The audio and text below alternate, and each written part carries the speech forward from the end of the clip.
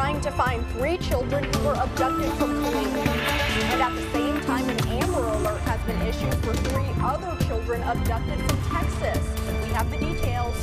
Plus, investigators are on the ground right now near Houston, where a plane went down with 3 people on board. Channel 6 News Weekend Edition starts right now.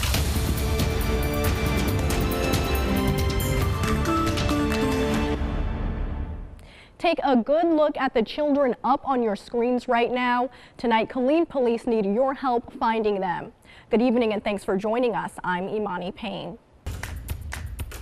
3 children are missing tonight, and their parents, who are considered armed and dangerous, are on the run. Curtis Quillen is here with the details. And Curtis, this stems from an incident in Killeen on Thursday. Well, Imani, this investigation. Imani? All right, thanks, Curtis.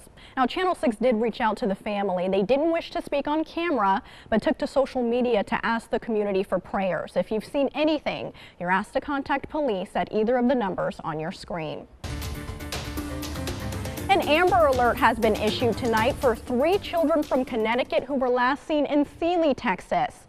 Now, here's a look at the missing siblings aged 7, 5, and 2. They were last seen heading westbound on Highway 10 in Sealy. Madison McGrath, the 7-year-old, was last seen in a leopard jumpsuit. Her 5-year-old brother Dylan was last seen in a blue and white sweater, and their 2-year-old sister Mariah was last seen in a white vest with gold hearts on it. Police are searching for 29-year-old Crystal McGrath and 38-year-old Lester Joy in connection with their abduction.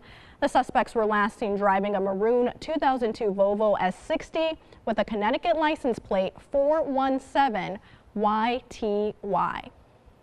Funeral arrangements have been announced for a teen that was shot and killed in Killeen last weekend. 17-year-old Obadiah Bush was shot in the 1300 block of Covey Lane following an argument with several people. He died at the hospital. Bush attended Gateway High School and is described by loved ones as outgoing and very funny.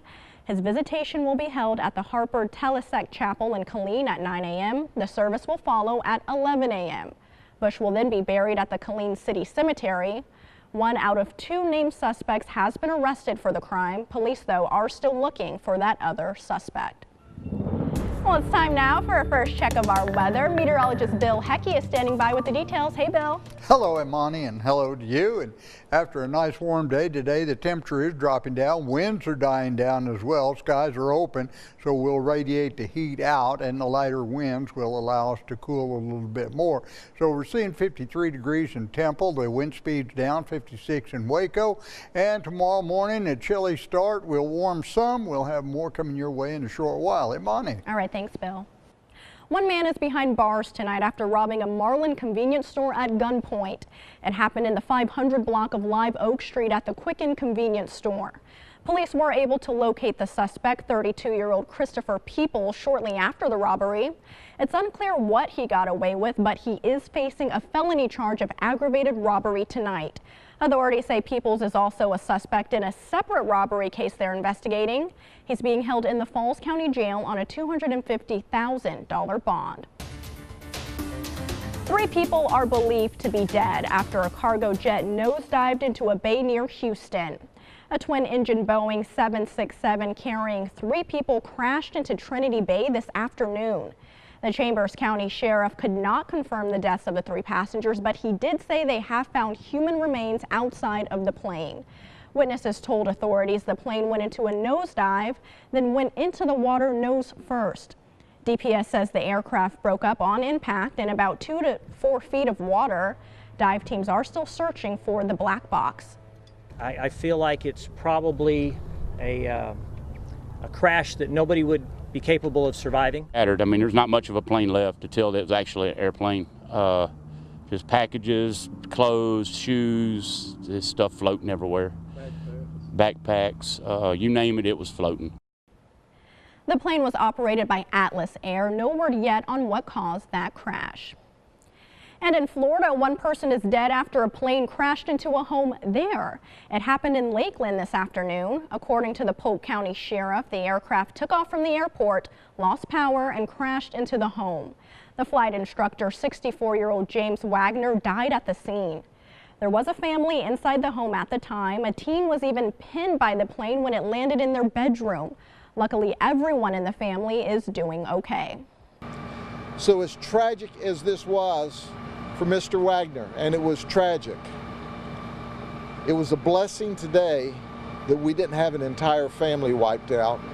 And the 17-year-old who was in the bedroom, we still can't believe it, was transported to the hospital, and guess what?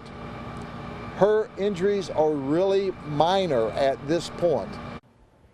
Authorities believe the crash could have been due to a training accident gone bad. A pilot trainee who was also on board when the plane went down walked away with minor injuries. A judge today has granted a release on bond for R. Kelly after the R&B singer spent the night in Chicago police custody. His bond is set at $1 million. The Grammy winner is charged with 10 counts of aggravated criminal sexual abuse, and 3 of the alleged victims were minors. The Cook County State Attorney says the abuse goes back as far as 1998. She explained what allegedly happened to these women in graphic detail today after Kelly's bond hearing. In the video, the victim repeatedly says she is 14 years old, and Robert Kelly is seen penetrating the victim orally and vaginally, and the victim performs oral sex on Robert Kelly. Kelly and his attorney continue to deny all allegations. Today, special counsel Robert Mueller filed a sentencing memo for President Trump's former campaign manager Paul Manafort, who pleaded guilty to conspiracy in September. Mueller's prosecutors alleging Manafort continued to break the law even after being indicted. Kelly O'Donnell has the latest.